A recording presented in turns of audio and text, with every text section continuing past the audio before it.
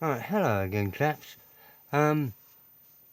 This is an update on the brain cancer awareness model I'm doing for two friends I've recently lost to brain cancer, and just thought I'd show you what I've been doing with the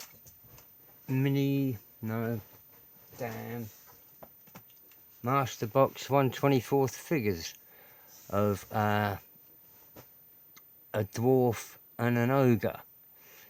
I'm using the ogre for my friend Big Mark and the dwarf for Little Lee.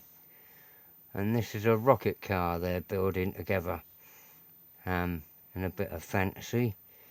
It's made out of odds and sods spare parts I had knocking around the place.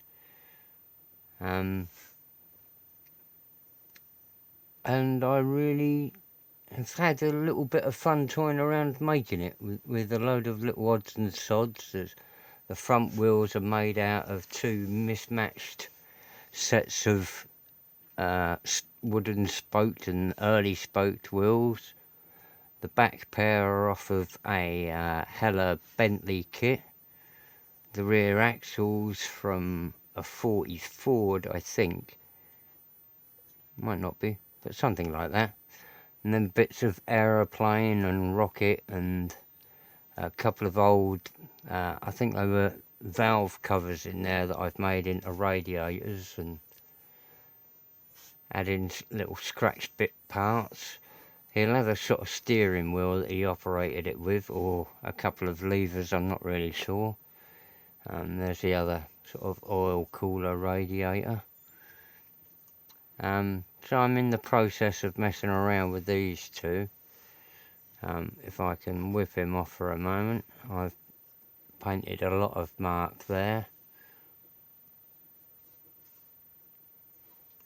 but I'm struggling with light at the moment. I've got what I feel is quite a nice sheen to his leather waistcoat, rather than, just being matte or gloss. There's a mixture of both, giving it a sort of tone.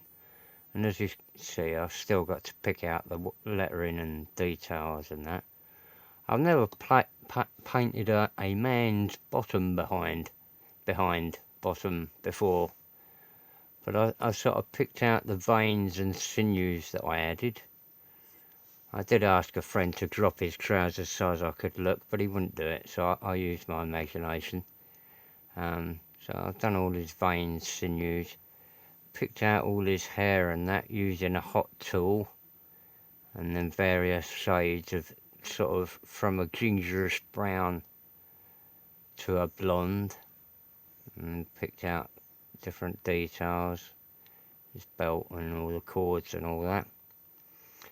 If I lay him down there a minute, this will all fall apart. Oh no, it won't. So a little rocket plane car, and he's quite a tight fit on there now, because I've used some of the fur that came in as part of the ogre's garb to make this sort of furry saddle on there, and I've got him so he nestles in quite well with a last bit of finessing, and he'll drop really snugly down into it. I've still got a rear mount to make to actually mount that rear axle wherever I like it, and a few little odds and sods on the steering to give it a sort of look of suspension. I've added a couple of skulls and bits of wiring and, odds and sods bits of plumbing. Thank you. With the figure, I've changed his hands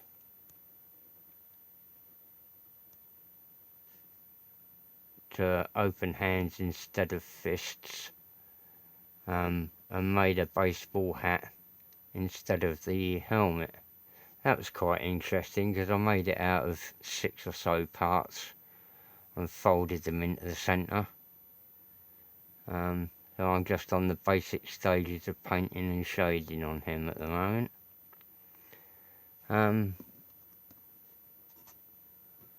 And the same with this car. I've managed to get a bit of nozzle colouring going on there with the sort of blue and goldy bronzy colours to try and get they test burnt it a couple of times.